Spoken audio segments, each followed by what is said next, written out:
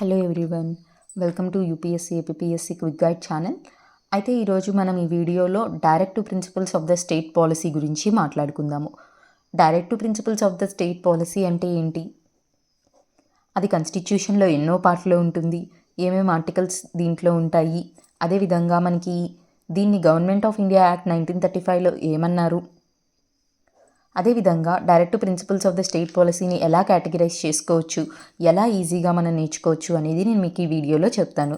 అయితే చాలా directive principles of the state policy ఉంటాయి, ఆర్టికల్ నెంబర్ 36 నుంచి ఆర్టికల్ నెంబర్ 51 వరకు.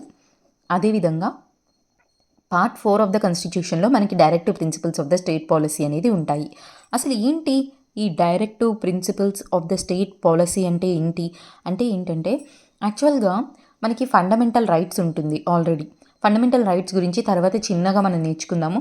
ఫండమెంటల్ రైట్స్ అనేది పార్ట్ 3 ఆఫ్ ద కాన్స్టిట్యూషన్లో ఉంటుంది, ఆర్టికల్ 12 నుంచి ఆర్టికల్ నెంబర్ 35. ఓకేనా? అయితే ఫండమెంటల్ రైట్స్ యొక్క మెయిన్ ఎయిమ్ ఏంటి అంటే ప్రైవేట్ సిటిజన్స్, అంటే ఇప్పుడు మనలాంటి సిటిజన్స్ కావచ్చు, లేకపోతే ఎవరైనా కానీ సిటిజన్స్ కావచ్చు, నాన్ సిటిజన్స్ కావచ్చు, ఎవరైతే మన ఇండియాలో ఉంటారో వాళ్ళని పొలిటికల్ టిరానీ నుంచి కాపాడడానికి, అంటే పొలిటికల్గా ఏదన్నా ఎనార్కీ కానీ టిరానీ కానీ ఏదన్నా ఉంటే వాళ్ళ నుంచి కాపాడడానికి ఈ ఫండమెంటల్ రైట్స్ అనేది సహాయపడతాయి అన్నమాట. అయితే ఈ ఫండమెంటల్ రైట్స్ ఏవైతే ఉంటాయో ఇది ఎవరైనా పాటించలేదనుకోండి, అప్పుడు వాళ్ళని అరెస్ట్ చేసే అధికారం ఉంటుంది, వాళ్ళ మీద చర్యలు తీసుకునే అధికారం అనేది ఉంటుంది. అందుకని మనం ఫండమెంటల్ రైట్స్ని ఎన్ఫోర్సబుల్ అనొచ్చు, ఆర్ ఫండమెంటల్ రైట్స్ని జస్టిసబుల్ అని కూడా అంటాము. కానీ directive principles of the state policy అనేది ఏదైతే ఉంటుందో, ఈ directive principles of the state policy అనేది ఒక స్టేట్ని మనం పరిపాలించాలి అంటే ఏదన్నా ఒక రాష్ట్రాన్ని మనం పరిపాలించాలి అంటే ఆ రాష్ట్రంలో ఉన్న లాస్ కావచ్చు, ఆ రాష్ట్రంలో ఉన్న పాలసీస్ కావచ్చు, ఏదైనా కానీ మనం ఈ డిపిఎస్పీస్ ఏవైతే ఉంటాయో దాన్ని మైండ్లో పెట్టుకొని గవర్నెన్స్లో ఉపయోగించుకోవాలి అని చెప్పి మనకి ఆర్టికల్స్లో చెప్తా ఉంటారు. అయితే directive principles of the state policy ఏదైతే ఉంటుందో ఇది ఫండమెంటల్ రైట్స్ లాగా ఎన్ఫోర్సబుల్ కాదు, ఫండమెంటల్ రైట్స్ లాగా జస్టిసబుల్ కూడా కాదు. అంటే ఎవరైనా దీన్ని పాటించలేదనుకోండి, వాళ్ళని ఏమీ అరెస్ట్ చేయరు, వాళ్ళ మీద లీగల్గా ఎలాంటి చర్యలు కూడా తీసుకోరు. అంత మాత్రాన ఇది ఇంపార్టెంట్ కాదు అనుకోకూడదు, అంత మాత్రాన ఇది ఇంపార్టెంట్ కాదు అనట్లేదు. కాన్స్టిట్యూషన్ క్లియర్గా చెప్పింది they are fundamental in the governance of the states అని. ఇది క్విక్గా రీక్యాప్ చెప్పాను. అయితే directive principles of the state policy ఏదైతే ఉంటుందో అది మనకి ఎక్కడి నుంచి తీసుకున్నారు అంటే ఐరిష్ కాన్స్టిట్యూషన్ నుంచి తీసుకున్నారనమాట. Directive principles of the state పాలసీనే novel features of the constitution అని కూడా అనొచ్చు. దీని గురించి already government of India act 1935లో ఈ డిపిఎస్పీకి లాగే ఒకటి ఉండేది. ఏంటి అంటే ఇన్స్ట్రుమెంట్ ఆఫ్ ఇన్స్ట్రక్షన్స్ అని. ఈ ఇన్స్ట్రుమెంట్ ఆఫ్ ద ఇన్స్ట్రక్షన్స్ ఏదైతే ఉంటాయో దాన్నే ఇప్పట్లో మనం directive principles of the state policy అంటున్నాము. ఓకేనా? అయితే ఇంకొక ఇంపార్టెంట్ డిఫరెన్స్ ఏంటంటే ఫండమెంటల్ రైట్స్ అనేది పొలిటికల్ డెమోక్రసీ క్రియేట్ చేయడానికి దోహదపడుతుంది, పొలిటికల్ డెమోక్రసీ అనేది క్రియేట్ చేయడానికి. కానీ directive principles of the state policy అనేది ఏం క్రియేట్ చేయాలనుకుంటుందంటే social as well as the economic democracy అనేది క్రియేట్ చేయాలనుకుంటుంది.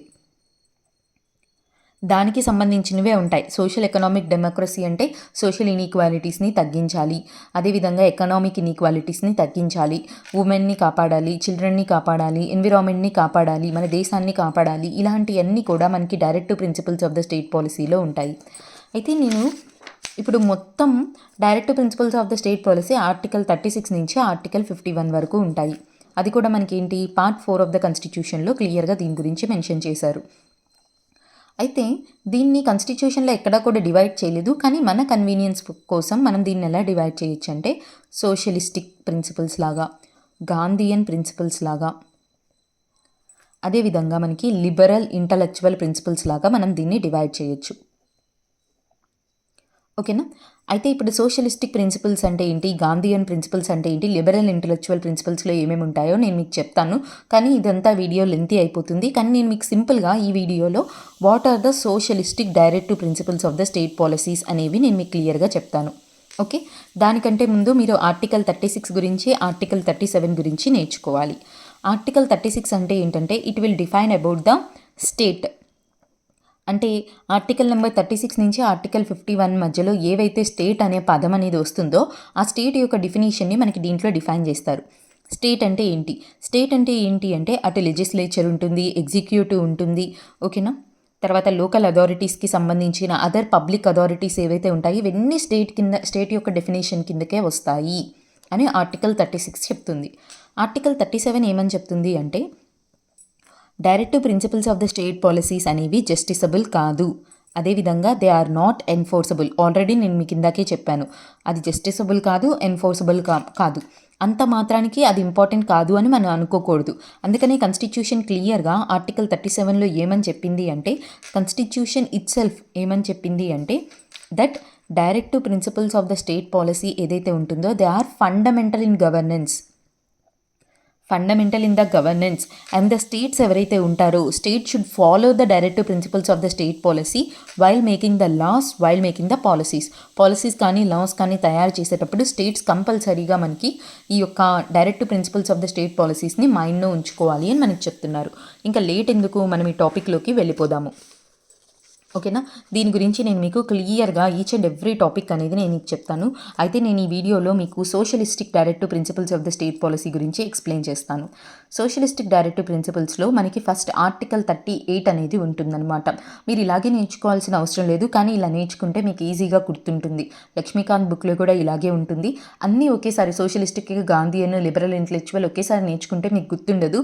అందుకని ఒక్కొక్కటి ఇలా నేర్చుకోండి. సోషలిస్టిక్ నేర్చుకుందాం ఫస్ట్ మనం. దాంట్లో ఆర్టికల్ 38 అనేది ఏం చెప్తుంది అంటే promote the welfare of the people యొక్క వెల్ఫేర్ని మనం ప్రమోట్ చేయాలి. ఎలాగా? By securing the social order.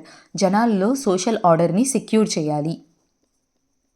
And we have to remove the inequalities అనేది రిమూవ్ చేయాలి. ఎలాంటి ఇనీక్వాలిటీస్ రిమూవ్ చేయాలి? Inequalities of status, opportunity, facility. అంటే స్టేటస్లో ఇన్ఈక్వాలిటీస్ ఉండకూడదు. మా స్టేటస్ ఎక్కువ, మా స్టేటస్ తక్కువ. ఆపర్చునిటీస్లో కూడా ఇన్ఈక్వాలిటీలు అనేది ఉండకూడదు. అందరికీ సమానమైన ఆపర్చునిటీస్ ఇవ్వాలి.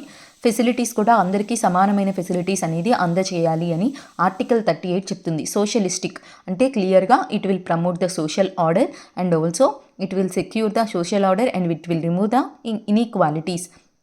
క్వశ్చన్స్ ఎలా అడుగుతాడంటే directive principles of the state పాలసీలోని ఆర్టికల్ 38 ప్రకారం to remove the inequalities in the case of dash అని అడుగుతాడు. దాంట్లో చాలా ఆప్షన్స్ ఇస్తాడు. ఇవి ఆర్డర్ వైజ్గా గుర్తుంచుకోండి. Status, opportunity as well as the facilities అనేది. ఇంకా ఆర్టికల్ 39 అనేది దేనికి సంబంధించింది అంటే దీంట్లో ఈ 6 పాయింట్లు కూడా చాలా ఇంపార్టెంట్. ఆర్డర్ వైజ్గా గుర్తుంచుకోవాలి. 39 క్లాజ్ 1, 39 క్లాజ్ 2, క్లాజ్ 3 అంటారనమాట వీటిని. 39 ఏం చెప్తుంది అంటే we have to promote adequate means of livelihood. బతకడానికి అవసరమైనవన్నీ వాళ్ళకి అందించాలి. ఒక యాడిక్వేట్ మీన్స్ ఆఫ్ ద లైవ్లీహుడ్ని మనం ప్రమోట్ చేయాలి. We have to equally distribute resources ఏవైతే ఉంటాయో వాళ్ళని సమానంగా మనం డిస్ట్రిబ్యూట్ చేయాలి. ఎలా రీసోర్సెస్ని సమానంగా డిస్ట్రిబ్యూట్ చేస్తాం? ఎలాంటి సందర్భంలో డిస్ట్రిబ్యూట్ చేస్తాం? When we prevent the concentration of wealth. Equal pay for equal work. సమానమైన పే అనేది సమానమైన వర్క్కి ఇవ్వాలి.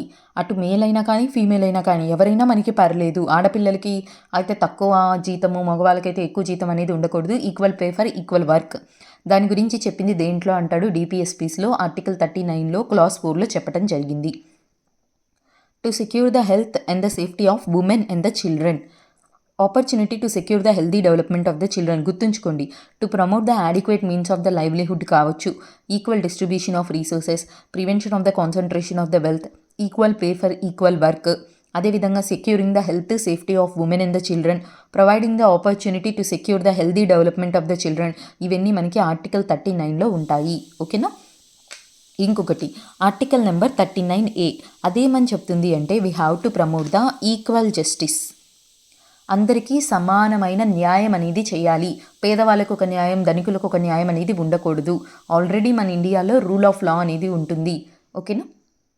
To promote the equal justice and the free legal aid to the poor. అది దేని కింద, ఏ ఆర్టికల్ కింద ఉందని క్వశ్చన్ అడుగుతాడు. ఆర్టికల్ 39A అనమాట. ఆర్టికల్ 39A ప్రకారం we have to promote equal justice and free legal aid to the poor. అలాగా అంటే ఇప్పుడు మనకేంటి, ఎవరన్నా కోర్టులకు వెళ్ళాలి. కోర్టులకు వెళ్ళి ఎవరైనా ఒక దాని మీద కేసు ఫైల్ చేయాలనుకోండి, ఎంత ప్రాసెస్ ఉంటుంది. కోర్టులో కూడా చాలా ఖర్చు అవుతుంది. అలాంటప్పుడు పేదవాళ్ళు కోర్టుని ఆశ్రయించలేకపోతున్నారు.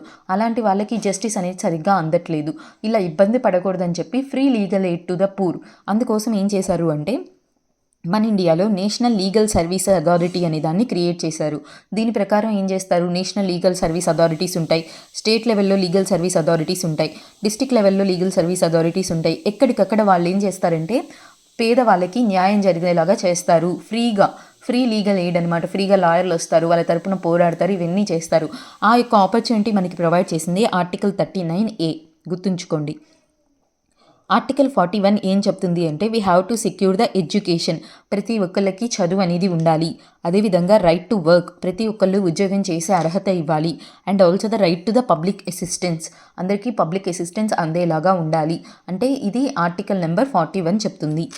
ఆర్టికల్ 42 ఏం చెప్తుంది అంటే we have to promote the just and human conditions and the maternity relief. అంటే ఇప్పుడు మనకి పని ప్రదేశాలలో కొంతమందిని మనుషుల్లాగా ట్రీట్ చేయరు. అలా కాకుండా ప్రతి ఒక్కరిని జస్ట్ అండ్ హ్యూమెన్ కండిషన్స్ అంటే మానవత్వంతో వాళ్ళని ట్రీట్ చేయాలి.